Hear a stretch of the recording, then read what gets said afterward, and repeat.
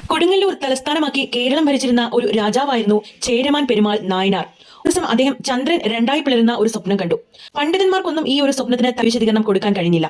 ഈ സമയത്താണ് ശ്രീലങ്കയിലെ സിലോണിലെ ആദമല സന്ദർശിക്കാൻ പോകുന്ന അറബ് വ്യാപാരികൾ ഈ പെരുമാൾ രാജാവിനെ കണ്ടുമുട്ടുന്നത്. തന്റെ ഈ സ്വപ്നത്തെക്കുറിച്ച് പറഞ്ഞപ്പോൾ ഇതിനെക്കുറിച്ച് ഒരു വിശദീകരണം നൽകാൻ മുഹമ്മദ് എന്ന ഒരാളിനെ കഴിയുകയുള്ളെന്നും അദ്ദേഹം അറേബ്യയിലാണെന്നും പറയുകയുണ്ടായി.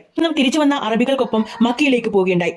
അവിടെ വെച്ച് മുഹമ്മദ് നബി സല്ലല്ലാഹു അലൈഹി വസല്ലമയെ കണ്ടുമുട്ടുകയും ഇസ്ലാം മതം സ്വീകരിക്കുകയും ചെയ്തു. താജുദ്ദീൻ എന്ന പേരും സ്വീകരിച്ചു. വർഷങ്ങൾക്ക് ശേഷം അദ്ദേഹം കേരളത്തിലേക്ക് മടങ്ങുന്നതിനിടെ ഒമാനിലെ സലാലയിൽ വെച്ച് രോഗബാധിതനായി. അദ്ദേഹത്തിനോടൊപ്പം ഉണ്ടായിരുന്ന മാലിക് ബിൻ ദിനാറിന്റെയും കൂട്ടാളികളുടെയും കയ്യിൽ കുറച്ച് കത്തുകൾ എഴുതി ഏൽപ്പിക്കുകയുണ്ടായി. ശേഷം അദ്ദേഹം സലാലയിൽ വെച്ച് നിര്യാതനായി. അങ്ങനെ മാലിക് ബിൻ ദിനാറും കൂട്ടാളികളും കൊടുങ്ങല്ലൂരിൽ എത്തി കത്തുകൾ കൈമാറി. അങ്ങനെയാണ് ഇന്ത്യയിൽ ആദ്യത്തെ മസ്ജിദ് കൊടുങ്ങല്ലൂരിൽ നിർമ്മിക്കപ്പെടുന്നത്, ചേരമാൻ മസ്ജിദ്. അദ്ദേഹം അന്ത്യവിശ്രമം കൊള്ളുന്ന ഈ ഒരു സ്ഥലം സലാല കൊച്ചു കേരളം ആകാനുള്ള കാരണം അദ്ദേഹത്തിന്റെ അന്ത്യാഭിലാഷമായിരുന്നു കേരളത്തിൽ തന്നെ അന്തി ഉറങ്ങണം എന്ന്. അത് അദ്ദേഹത്തിന് കഴിഞ്ഞില്ല. പക്ഷെ